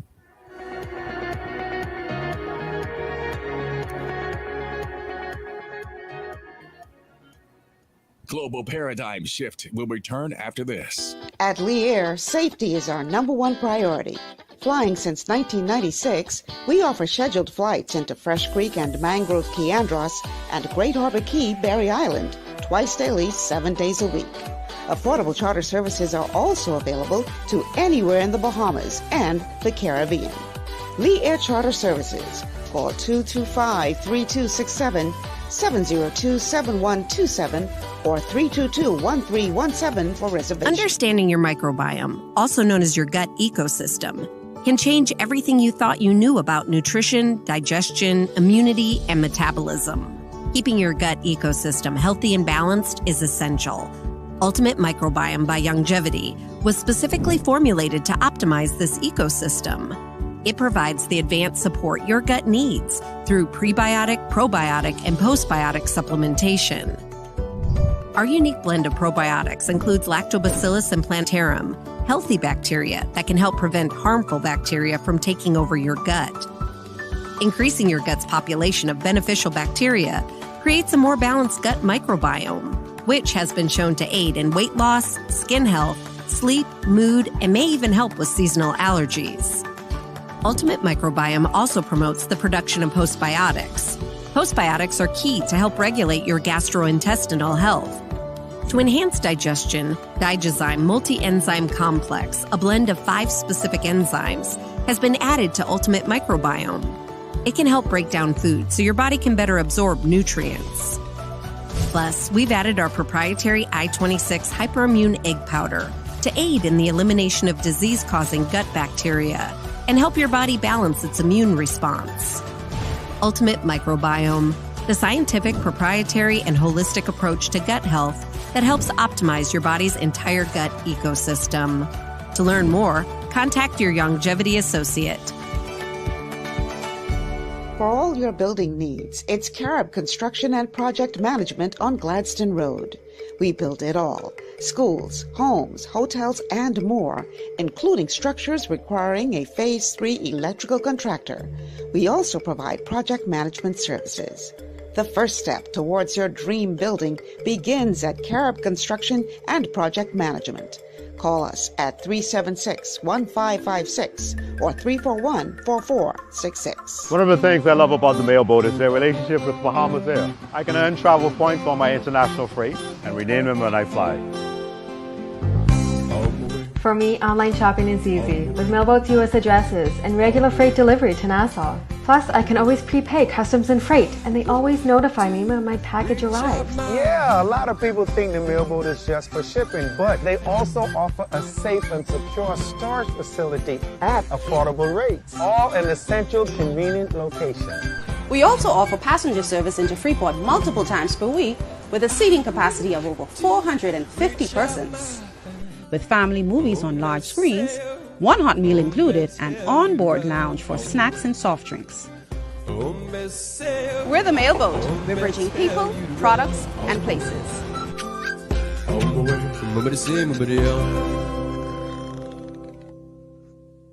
Executive Printers is your one-stop shop for all your branding and customization needs. Letterheads, envelopes, business cards, invoices, share and gift certificates, rubber stamps, vouchers, funeral programs, brochures, flyers, banners, and promotional items like mugs, water bottles, mouse pads, and key rings, all with personable service and great quality. No project is too small or too large. For great turnaround and competitive pricing, make an executive decision. Call us at 393-5011.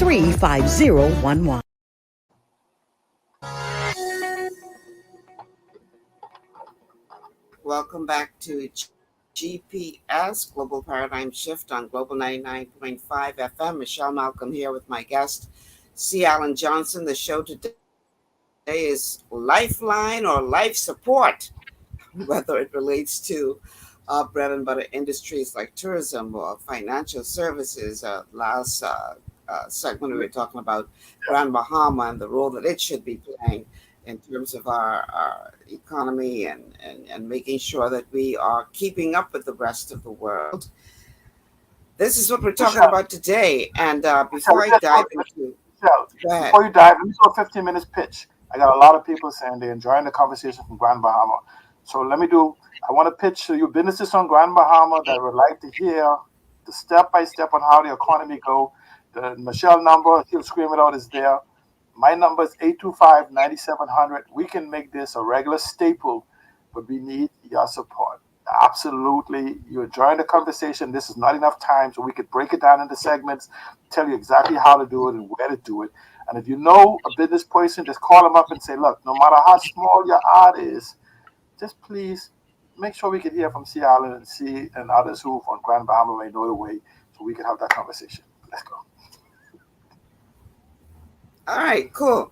All right, so I want to read a couple of comments from WhatsApp line, and then we're going to talk more about tokenization.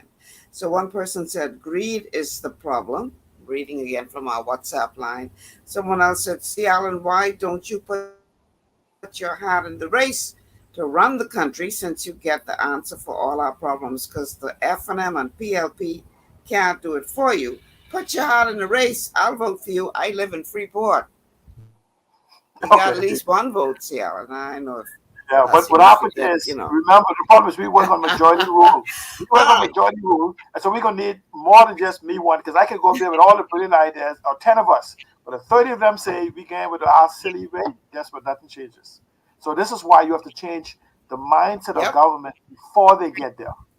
Make sure they don't bring you their platform, that they carry yours. Absolutely. All right. So key to this question about whether or not we find ourselves with lifelines or are they on life support is digital technology, because that is the way of the world nowadays. There's no way around it.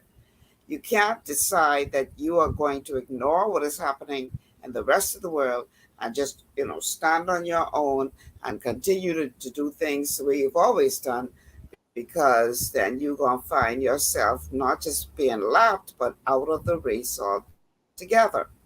And so you heard C. Allen mention this a couple of times throughout the show, tokenization. And for those of you who are not familiar with tokenization, I'm going to play a short clip that is going to, in a nutshell, explain to you what tokenization is and how it works. And then I'll let C. Allen go into bringing that home and how we in the Bahamas could and should be embracing tokenization to empower more Bahamians to take advantage of a healthier, bigger, juicier economic pie. Check this out. What is tokenization?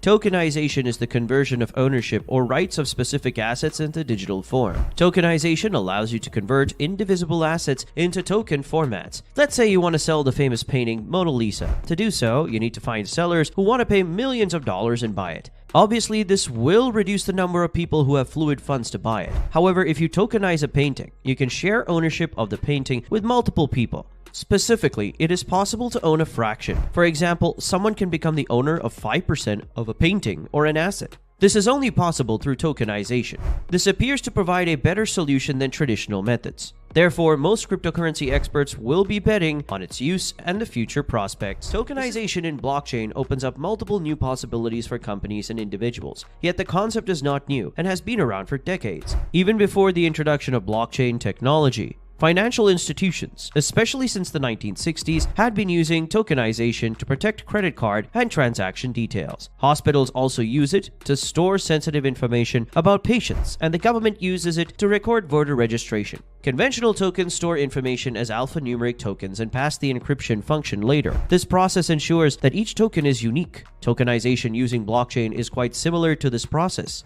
Tokenization and blockchain. While the use of tokenization has traditionally been useful for payment and security of personal financial information, blockchain technology has allowed us to find a completely new direction. The emergence of blockchain-based tokenization is one of the reasons to prove that the future will be tokenized. Blockchain-related tokenization refers to a secure process of transferring ownership of real-world assets and financial assets to digital assets. It is important to note that the blockchain network ensures that each transaction is encrypted in a block of information, along with the traceability of the transaction. As a result, blockchain-based tokenization offers a transparent, secure, and highly progressive approach to evaluating and managing any asset of value. Blockchain helps secure and efficient tokenization of various assets and businesses in the real world. Interestingly, the logic of this process provides an ideal justification for tokenization with many unique advantages and use cases in various industries.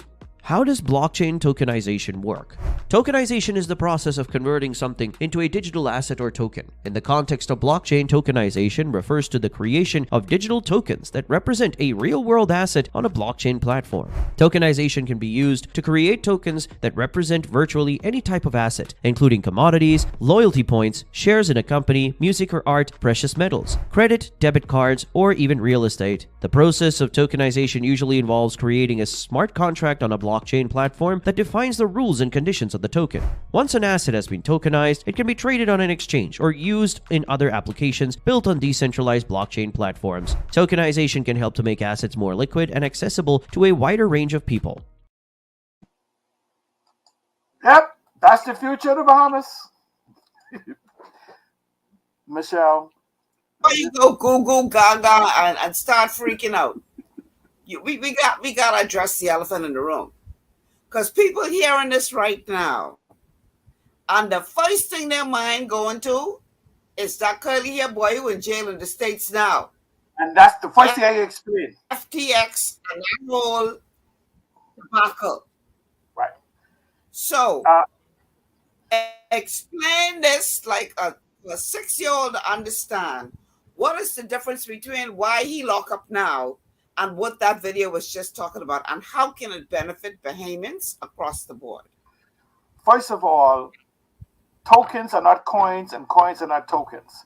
Coins is an absolute, basically the basis of the bottom of the platform, and tokens can be built upon the blockchain that coins are made on.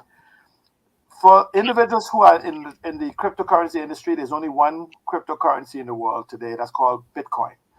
There is no other centralized. There's 12,980 the last time I checked, different virtual cryptocurrency in the world that are all fake. They're not decentralized. They're controlled by a small group of individuals. They can issue as many of them they want. They can pull the rug from underneath you and all of these different things. It's all fake. It's greater fool theory. Tokenization, however, is backed by real world assets. This isn't where somebody's selling you a marble and you got to find a greater sucker or greater fool than you to buy it from you. It has no value, no application, no anything is of that sort.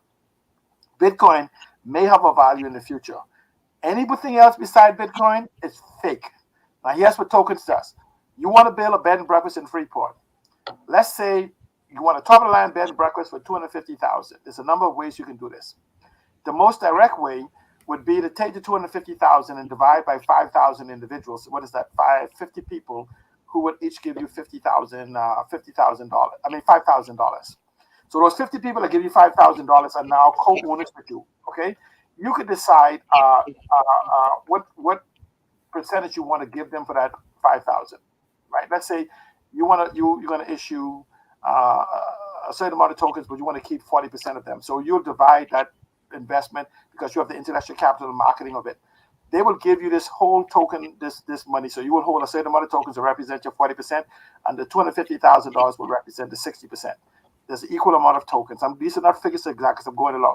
Let's say you have now issued 200 tokens. You own 120 of them. You've given out 80 for these money. Essentially, they now own that percentage of your business. It's in a digital wallet operated by a smart contract. No lawyers needed, no real estate agent, none of those things. So no commission is paid, anything. So in essence, when I own one of your shares or one of your tokens that represent whatever amount of tokens represent my share, and I want to sell it to you, Michelle, all I have to do is you give me the money and I transfer that to your wallet, and you 100% own that.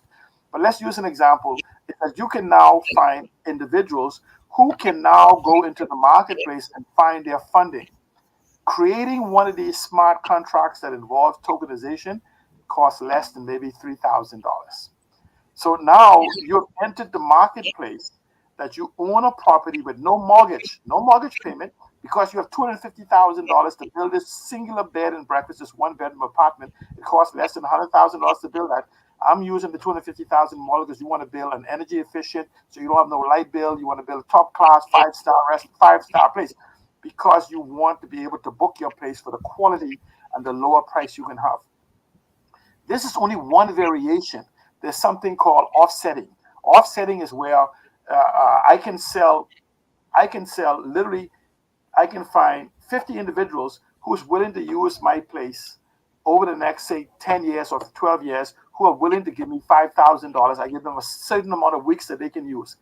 And now I owe them nothing. I own 100% of the place except for these number of weeks, what I call offsets or tokens you've issued. When they bring you back the token to use your place, the tokens goes into your wallet. Now you own that share that you had sold in advance. That's offsetting. It's called a backstop, meaning that the property is put into a special environment. So the property, you can't sell it until you satisfy the tokens that you have sold on it for its use. It's called a utility token, a use token. So now think, you have individuals that now want to open up restaurants and want to do boating and want to do all these different things in the tourism market. We can tokenize the tourism market from a national standpoint and give access to the billions of dollars that's in. We have individuals that want to buy homes, want all of these different things for homes that we have to go to conventional real estate. In conventional real estate is out the door, because you can tokenize a piece of property and combine a property even with a bed and breakfast, that the bed and breakfast pays for the property. There is no limit to digitization of the financial services for behemoths. On Grand Bahama, we need 10,000 hotels just to break even, and we need restaurants and all these things to support. All we need is a tourism strategy for Grand Bahama, and we could take care of it. You know, all those people who work in government who's making $20,000, $30,000 a year, you could quit with one bed and breakfast and make $50,000 a year. Quit. So you will have a problem finding people to go in. You know, people say, government, give me a job. If we need 20,000 bed and breakfast on Grand Bahama to reach critical mass, forget all the other items. We can bring them in later. That means if we give every person 2 bed and breakfast, we need 10,000 families to move to Grand Bahama to manage just the short-term rental aspect of Grand Bahama. Forget the restaurants and the car rentals and all these other things to support services that we need, even for maid service and everything else. And I'm saying the sponsors call the show, if we were to have the conversation, we could revolutionize Grand Bahama in a matter of 2-3 years. The government of the Bahamas every single month is spending the equivalent of 20 bed and breakfasts every single month to keep that hotel open. You could build 20 bed and breakfast for what we're spending. So we have 1,271 rooms, and we already paid for 2,500 rooms based on what we already. We could have given away 2,500 bed and breakfast to Bahamians for what we have spent on that hotel trying to save 1,200 rooms, 2,500 functioning boutique hotels and rooms. We have the ability, and this is only a small aspect of digitization of the economy I'm speaking of.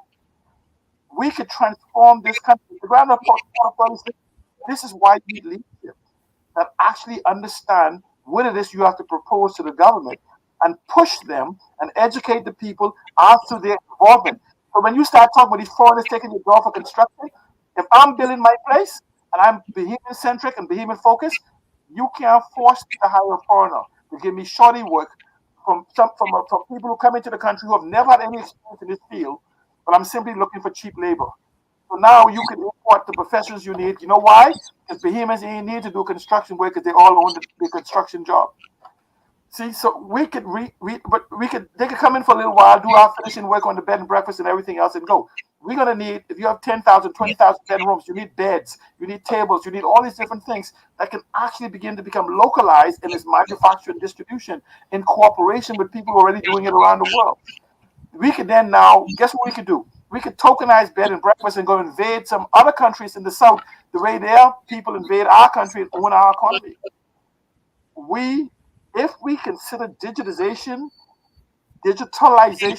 tokenization, and other aspects of this economy, we would then get the leadership we deserve. But we need to now decide what we want and stop listening to the noise in the marketplace about MPs and other people just giving you sound bites and challenge what they say. And you know what? And I want you to think, I want people like Chester Cooper, Halkitis, Ryan Pinder, Brave Davis, and all those consultants in the office to issue them. You know, they do these voicemails, and Mr. Fred Mitchell, these voicemails they send around for these little petty things. I am saying something that you guys seem like don't know what you're doing. Release a voicemail saying you do. Call me out on this. And I'm saying to you, and we need sponsors to do this. And I'm appealing for sponsors, whether it's me individually or Michelle as a show. We need sponsors because we need the time to take piece by piece so they can put together the puzzle and bring this together to the people so they can demand more. And we have the best opportunity now, rather than, you say the people are lapping us. We now have this brand new speedboat, and we're going to put 5 or 6 or 8 1,000 horsepower engine on it, and we're ready to go. But we need sponsorship. Please, this time is running out of me. There's so much more to say. What I'm saying is just tune in. We're going to have this conversation again. Sponsor. For you guys, listen, call your workplace, everything else, and say, I know I wasted an hour, but it's worth the time. Please, can you please take an hour or something, or even private donations? And so, but Michelle, I thank you so much for this opportunity to speak. Bahamas, Grand Bahama is the answer to the Bahamas, and so is Freeport. We must get the Grand Bahama Port Authority, get the government and the licensees in the same page. But guess what? We as citizens must be in the room because government is acting on our behalf. And governance without consent of the governed is slavery, and we are no longer slaves. So I'm saying we need a public conversation with us, the people, between government, the Port Authority, and the licensees. The government is only the mediator, supposed to represent fairness among the three of us. And then do what we say, not what you feel like. All right. Well, for those of you who are, I see a couple of comments. For those of you who are saying that Sea Island talking foolishness and it can't happen, consider Airbnb, consider Uber, which changed the game. The largest provider of hotel rooms is no longer the big chain hotel names, but now a little idea called Airbnb is providing more homes away from home, vacation rentals, than any other large hotel chain in the world. Consider that. Time is gone. It's 4:00. See, Alan, I want to say thank you so much for helping us to break this down. I hope people got a gist of what we're trying to say on the show today. I always encourage you guys to think beyond what you see, look beyond the surface, because there's always something deeper. If you're willing to have a paradigm shift, and hopefully GPS will help to guide you there. Until next time, I am Michelle Malcolm. Thank you so much for tuning in. I appreciate each and every one of you who did, and I'll see you all right here tomorrow. Don't slunk. Show up for Wellness Wednesday so you can learn how to take better care of yourselves. Until then, thanks so much for watching. Have a good afternoon, everybody, and take care.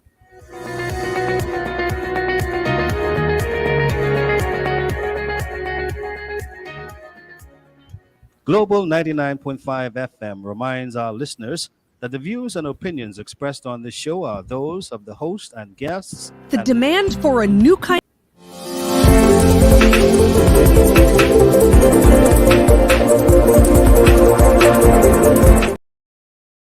Source for R&B